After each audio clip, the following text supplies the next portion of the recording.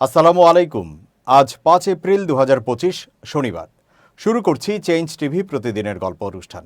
দর্শক, আপনাদের সঙ্গে রয়েছি আমি জাহিরুল ইসলাম টুটুল। শুরুতেই সংবাদ শিরোনাম। হাসিনার যে গোপন সত্যটি ডক্টর ইউনূসকে জানালেন মোদি। ডক্টর ইউনূসের বক্তব্যের পর চিকেন নেকের নিরাপত্তা বাড়ালো ভারত। মোদিকে কেন গণ অভ্যুত্থানের স্মারক উপহার দিলেন না ডক্টর ইউনূস? এবার বিস্তারিত। শেখ হাসিনার সঙ্গে ভারতের সুসম্পর্ক থাকাকালীন আমরা আপনার প্রতি শেখ হাসিনার অসম্মানজনক আচরণ দেখেছি, কিন্তু আমরা আপনাকে সম্মান জানিয়েছি।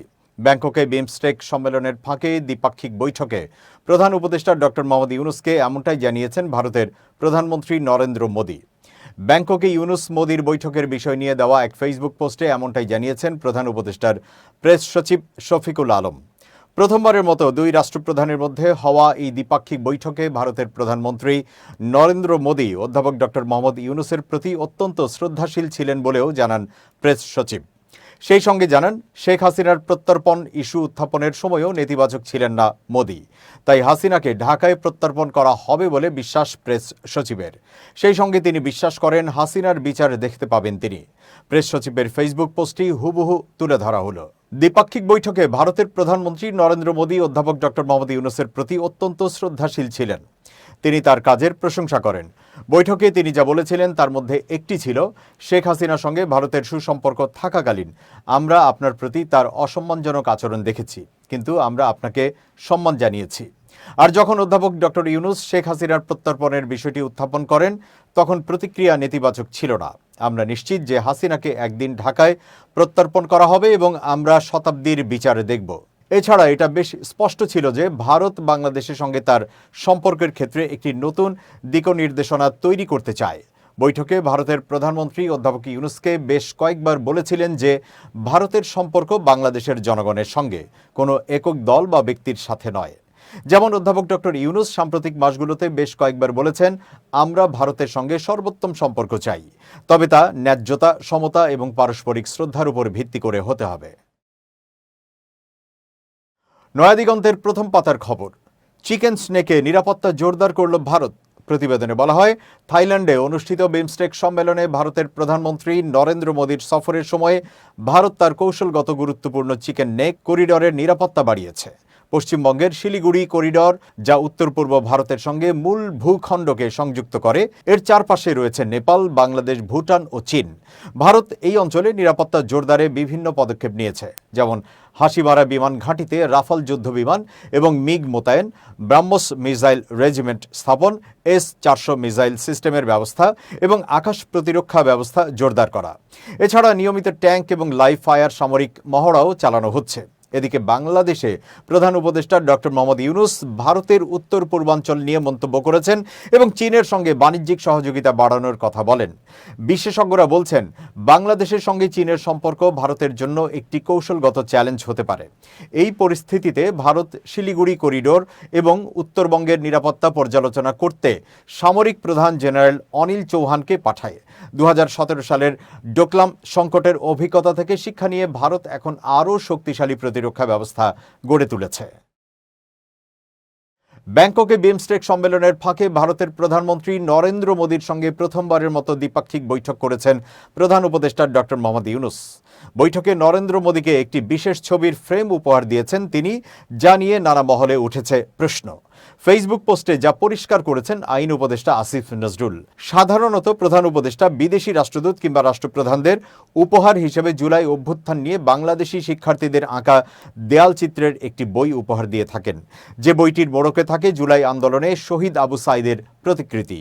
তবে এবার এর ব্যতিক্রম দেখা গেল নরেন্দ্র মোদির ক্ষেত্রে। স্বাভাবিক কারণেই বিষয়টি নিয়ে উঠেছে প্রশ্ন।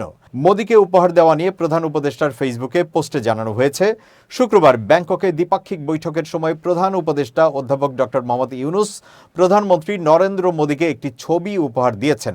ছবিটি প্রধানমন্ত্রী নরেন্দ্র মোদি 3 জানুয়ারি 2015 সালে মুম্বাইয়ে অনুষ্ঠিত 102তম ভারতীয় বিজ্ঞান কংগ্রেসে অধ্যাপক ইউনূসকে স্বর্ণপদক প্রদানের সময় দিয়েছিলেন। মোদিকে আবু সাইদের ছবির পরিবর্তে ডক্টর ইউনূসকে দেওয়া স্বর্ণপদক নিয়ে প্রশ্ন তুলেছেন অনেকেই ফেসবুকে, যার ব্যাখ্যা দিয়েছেন আইন উপদেষ্টা। অবশ্য সেই ব্যাখ্যাটা তিনি দেননি। সুমন রহমানের দেওয়া একটি পোস্ট নিজের ফেসবুকে শেয়ার করেছেন তিনি। পোস্টটি হুবহু তুলে ধরা হলো। প্রফেসর ডক্টর ইউনূস নরেন্দ্র মোদীকে আবু সাঈদের প্রতিকৃতি দিলেন না কেন? কারণটা চাণক্য বলে গেছেন, সোজা গাছ আগে কাটা পড়ে। আবু সাঈদের প্রতিকৃতি দিলে সোজা সাপটা হিরোইজম হইত, কিন্তু কূটনীতি জটিল জায়গা। ভারত চাণক্য নীতি অনুযায়ী চলে, তাকে তার গ্রামার দিয়েই মোকাবেলা করতে হবে। ইউনূস কূটনীতি করছেন, হিরোইজম না। তার লক্ষ্য ভারতকে আলোচনার টেবিলে আনা। সেই মেকানিজম করার জন্য তাকে চাণক্যের মান্ডালা থিওরি, তোমার পাশের দেশ যদি শত্রু রাষ্ট্র হয় তবে তার পাশের দেশ তোমার বন্ধু, আর নবীজির পরামর্শ মোতাবেক সুদূর চীন দেশ যাইতে হইছে। ভারত কেন আলোচনার টেবিলে বসতে রাজি হলো? কারণ এখানে প্রফেসর ডক্টর ইউনূস কৌটিল্যের দ্বৈত নীতি ইস্তেমাল করছেন। একদিকে চীনের সঙ্গে ব্যবসা সম্প্রসারণ করছেন, আবার পাইপলাইনে পাকিস্তানও আছে, আর ভারতের দিকে বাড়ায় দিচ্ছেন ভূ রাজনৈতিক ও আঞ্চলিক সহযোগিতার হাত। ফলে ভারতের পক্ষে রাজনৈতিক দূরত্ব ঘোচানো ছাড়া আর কোনো উপায় বাকি থাকলো না। তাছাড়া জনম দুঃখী সাত ভগিনীর দুঃখের কথা যে ডক্টর ইউনূস অলরেডি বলে দিয়েছেন, দুঃখ মুক্তির উপায়ও বাতলায় দিয়েছেন, অর্থাৎ প্যান্ডোরার বাক্স খুইলা গেছে। এইটাই মোক্ষম ইউনূস ডিপ্লোম্যাসি। দ্য সার্থীয় কহেন, দুর্বলের প্রধান অস্ত্র হলো সে সবলের ভাষা ও ট্যাকটিককে এমনভাবে ওয়েপেনাইজ করে যে সবল তার নিজের অস্ত্রকেই চিনতে পারে না, বা যখন পারে তখন দেরি হয়ে যায়। সেটাই ঘটেছে আজ। মোদি তার চাণক্য নীতির অশনি সংকেত দেখতে পেয়েই আলোচনায় বসেছেন। নোবেল বিজয়ী ডক্টর মোহাম্মদ ইউনূসের নেতৃত্বাধীন অন্তর্বর্তী সরকার গঠিত সংস্কার কমিশনের প্রস্তাবিত অধিকাংশ সংস্কার প্রস্তাবের সঙ্গে একমত বিএনপি। দলটির পক্ষ থেকে সংস্কার কমিশনের কতগুলো সংস্কারের সঙ্গে একমত পোষণ করা হয়েছে এবং কিছু সংস্কারে আংশিক কিংবা নীতিগতভাবে একমত, আর কতগুলো প্রস্তাবে একমত হতে পারেনি তা তুলে ধরে অনলাইন ক্যাম্পেইন করা হচ্ছে। শনিবার বিএনপির অফিসিয়াল ফেসবুক পেজে তা প্রচার করা হচ্ছে। সংস্কার প্রস্তাব নিয়ে বিএনপির অফিসিয়াল পোস্টে দেখা যায়, দুর্নীতি দমন কমিশনের সংস্কার প্রস্তাবের একটি ছাড়া বাকি সবগুলো প্রস্তাবে একমত পোষণ করেছে বিএনপি। বিচার বিভাগ সংস্কার কমিশনের প্রস্তাবগুলোর মধ্যে 87% সঙ্গে পুরোপুরি কিংবা নীতিগতভাবে একমত হওয়ার কথা উল্লেখ করে বিএনপি। জনপ্রশাসন সংস্কার কমিশনের 54% সংস্কার প্রস্তাবে বিএনপির ইতিবাচক মনোভাব রয়েছে বলেও দলটির পক্ষ থেকে তুলে ধরা হয়। নির্বাচন ব্যবস্থার সংস্কার কমিশনের বিরোধী দল থেকে ডেপুটি স্পিকার সহ 56% প্রস্তাবে বিএনপির সাংগঠনিক উপস্থিতি রয়েছে বলেও তুলে ধরা হয়। সংবিধান সংস্কার কমিশনের উচ্চাভিলাষী, পরীক্ষামূলক ও নাগরিক অধিকার ক্ষুণ্ণ করে এমন প্রস্তাবগুলোর বিরুদ্ধে বিএনপি দ্বিতীয়বারের মতো অবস্থান নিয়েছে। এমন প্রচারণা অনলাইনে তুলে ধরা হয়েছে। সংস্কারের বিষয়ে বিএনপির পক্ষ থেকে সার্বিকভাবে বলা হয়, অধিকাংশ সংস্কার প্রস্তাবে বিএনপি একমত। দ্রুত বাস্তবায়ন সম্ভব ও বাস্তবমুখী সব প্রস্তাবে বিএনপি একমত। তবে উচ্চাভিলাষী ও পরীক্ষামূলক প্রস্তাবগুলোর বিষয়ে অধিকতর আলোচনার প্রয়োজন। এছাড়া নাগরিক অধিকার ক্ষুণ্ণ করে কিংবা সরকারের অচলাবস্থা সৃষ্টি করে, নাগরিক সেবা রুদ্ধ করে এমন প্রস্তাবগুলোর বিষয়ে বিএনপি দ্বিমত। বিএনপির মিডিয়া সেলের পক্ষ থেকে জানানো হয়, বিচার বিভাগ সংস্কারের 23 সুপারিশের মধ্যে 20টিতে বিএনপি একমত জানিয়েছে। দুদক সংস্কারের 20 সুপারিশের 19টিতে বিএনপি একমত ও আংশিক একমত জানিয়েছে। জনপ্রশাসন সংস্কারের 26 প্রস্তাবের অর্ধেকের বেশি বিষয়ে বিএনপি একমত, বাকিগুলোর বিষয়ে মন্তব্য রয়েছে। আর সংসদে 2 জন ডেপুটি স্পিকারের মধ্যে 1 জন বিরোধী দল থেকে মনোনীত করতে বিএনপি একমত। বিএনপির মিডিয়া সেলের পক্ষ থেকে আরও বলা হয়, দলের সংস্কার বিষয়ক ইতিবাচক মনোভাব এই পরিসংখ্যান দিয়ে বোঝা যায়। ভারতে মুসলিম স্বার্থবিরোধী ওয়াকফ সংশোধনী বিল পাস ও বিজেপি সরকারের ধারাবাহিক মুসলিম বিরোধী পদক্ষেপে উদ্বেগ প্রকাশ করে নিন্দা ও প্রতিবাদ জানিয়েছে জামায়াতে ইসলামী।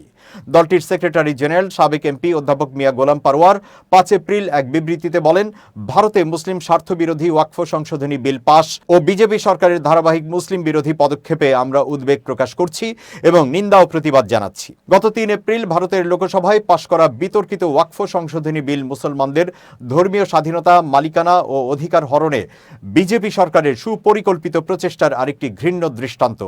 এই আইনের মাধ্যমে মুসলিমদের দান করা মসজিদ, মাদ্রাসা, কবরস্থান ও আশ্রয় কেন্দ্রের মতো ধর্মীয় সম্পদগুলোতে সরকারি হস্তক্ষেপ ও দখলের পথ তৈরি করা হয়েছে। বিবৃতিতে তিনি আরও বলেন, সংশোধনী বিলে ওয়াকফ বোর্ড ও কেন্দ্রীয় ওয়াকফ কাউন্সিলে অমুসলিম 2 জন সদস্য রাখা বাধ্যতামূলক করা হয়েছে। ফলে ওয়াকফ বোর্ডের ক্ষমতা অনেকটাই খর্ব হয়ে যাবে, যা মুসলমানদের জন্য চরম উদ্বেগের বিষয়। এর মাধ্যমে মুসলমানদের ধর্মীয় প্রতিষ্ঠানের নগ্ন হস্তক্ষেপের সম্ভাবনা বাড়বে।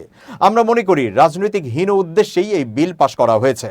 তিনি বলেন, বর্তমানে ভারতে 25 কোটির বেশি মুসলমানের বসবাস। ভারতে হাজার বছরের পুরনো মসজিদ, মাদ্রাসা সহ বিভিন্ন ধর্মীয় প্রতিষ্ঠান নানা কূটকৌশলে ধ্বংস করা হচ্ছে। মুসলমানদের অন্যতম শরীয়তের বিধান 3 তালাক নিষিদ্ধ করা হয়েছে। লাভ ম্যারেজের নামে ধর্মান্তর প্রক্রিয়াকে সীমিত করা হয়েছে। গরুর গোশত রাখার অজুহাতে মুসলমানদের প্রায় পিটিয়ে হত্যা করা হচ্ছে। মুসলমানদের জয় শ্রীরাম বলতে বাধ্য করা হচ্ছে। ভারতের বিজেপি সরকারের এসব কর্মকাণ্ডই প্রমাণ করে তারা চরম মুসলিম বিদ্বেষী। আমরা ভারতের বিজেপি সরকারকে এসব মুসলিম বিদ্বেষী অপতৎপরতা থেকে বিরত থাকার আহ্বান জানিয়ে আশা প্রকাশ করছি যে তারা ভারতের মুসলমানদের জীবন, সহায় সম্পত্তি সহ সব স্বার্থ রক্ষায় কার্যকর ব্যবস্থা গ্রহণ করবে এবং তাদের নিরাপত্তা বিধানে সব ধরনের ব্যবস্থা নেবে। এবার খুব জরুরি 1 মিনিট জানাচ্ছেন ইউনেস্কো ক্লাব পুরস্কার বিজয়ী সাংবাদিক আমরুল মোমিনিন মানিক। খুব জরুরি 1 মিনিটে প্রত্যেককে আমন্ত্রণ। একজন মানুষ কখন সফল হন? যখন তার মধ্যে 3টি গুণ থাকে: সততা, বুদ্ধি এবং কাজ করার ক্ষমতা। কিন্তু ওয়ারেন বাফেট খুব গুরুত্বপূর্ণ একটি পরামর্শ দিয়েছেন। তিনি বলেছেন, সততা যদি কারো না থাকে তাহলে অন্য 2টি গুণ অর্থাৎ বুদ্ধি এবং কাজ করার ক্ষমতা থাকলেও তাকে আপনি কাজে লাগাবেন না, বা তাকে আপনি চাকরি দেবেন না, বা তাকে আপনার সংস্পর্শে আসতে দেবেন না। কারণ সততা এমন মূল্যবান একটা বিষয়, কর্মক্ষম মানুষের মধ্যে যদি সততা না থাকে তাহলে সে কেবলমাত্র ওই কর্মক্ষমতা দিয়ে আপনার ক্ষতিই করবে। সুতরাং সকল কাজের আগে, সকল গুণের আগে একটি গুণই খুব বেশি প্রয়োজন, সেটা হচ্ছে সততা। প্রিয় বন্ধুরা, ভালো থাকবেন। সবার জন্যে শুভেচ্ছা নিরন্তর। দর্শক, এবার দেশের বাইরের খবর। ভারতে ওয়াকফ সংশোধনী বিল ঘিরে বিক্ষোভে উত্তাল রাজপথ। প্রতিবাদে রাস্তায় নেমেছেন মুসলিম সম্প্রদায়ের হাজারো মানুষ। ধর্মীয় সম্পত্তির উপর হস্তক্ষেপের অভিযোগ তুলে পুড়িয়েছেন কুশপুত্তলিকা। বিক্ষোভে উত্তাল হয়ে ওঠে কলকাতা, চেন্নাই ও আহমেদাবাদ সহ ভারতের বিভিন্ন শহরের সড়কগুলো। অসংখ্য মানুষ হাতে ভারতের জাতীয় পতাকা নিয়ে এই প্রতিবাদ কর্মসূচিতে অংশ নেন। তাদের হাতে নানা ধরনের প্ল্যাকার্ডও দেখা গেছে। তাতে লেখা ছিল, আমরা ওয়াকফ সংশোধনী মানছি না, ওয়াকফ বিল প্রত্যাহার করুন। হিন্দুস্তান টাইমসের প্রতিবেদনে বলা হয়েছে, শুক্রবার জুমার নামাজের পরপরই ইসলাম ধর্মাবলম্বীরা এই বিক্ষোভে অংশ নেন। এদিন কলকাতায় প্রতিবাদের বহর ছিল অনেক বড়। গুজরাটের আহমেদাবাদেও এদিন ওয়াকফ সংশোধনীর বিরোধিতায় পথে নামেন ইসলাম ধর্মাবলম্বীরা। সেখানে আন্দোলনকারীদের ওপর পুলিশকে চড়াও হতে দেখা গেছে। ওয়াকফ সংশোধনীর প্রতিবাদ জানিয়ে প্রবীণরা রাস্তায় বসলে তাদের জোর করে তুলে দেওয়ার চেষ্টা করে গুজরাট পুলিশ। চেন্নাই কেন্দ্রীয় সরকারের ওয়াকফ বিলের প্রতিবাদে রাজ্যব্যাপী প্রতিবাদের ডাক দেয় অভিনেতা বিজয়ের নেতৃত্বাধীন রাজনৈতিক দল তামিলাঙ্গ ভেত্তরি কাজাগাম টিভিকে কর্মীরা শুধু চেন্নাই নয়, সেই সঙ্গে তামিলনাড়ুর অন্যান্য বড় শহরেও বিপুল জমায়েত করেন। আন্দোলনের ঝাঁজ ছড়িয়ে পড়ে কোয়েম্বাটোর এবং তিরুচিরাপল্লির মতো শহরেও। বিক্ষোভকারীরা সমবেতভাবে স্লোগান তোলেন, ওয়াকফ বিল প্রত্যাহার করুন, মুসলমানদের অধিকার কেড়ে নেবেন না। ওয়াকফ বিল নিয়ে পশ্চিমবঙ্গের মুখ্যমন্ত্রী তৃণমূল কংগ্রেসের মমতা বন্দ্যোপাধ্যায় ঘোষণা করেছেন, বাংলার মুসলমানদের অধিকার ক্ষুণ্ণ হতে দেবেন না। জাতীয়ভাবে বিজেপির প্রধান বিরোধী কংগ্রেসও ওয়াকফ বিলের তুমুল বিরোধিতা করেছে। তারা বিজেপির বিরুদ্ধে বিভাজনের রাজনীতি করার অভিযোগ তুলেছে। দর্শক, শেষ করছি প্রতিদিনের গল্পের আজকের গল্প। changetv.press বাংলাদেশের ইউটিউব জার্নালিজমের অগ্রদূত। ভিজিট করুন এর ওয়েবসাইট www.changetv.press, youtube.com/changetvpress এবং সাবস্ক্রাইব করুন চ্যানেলটি।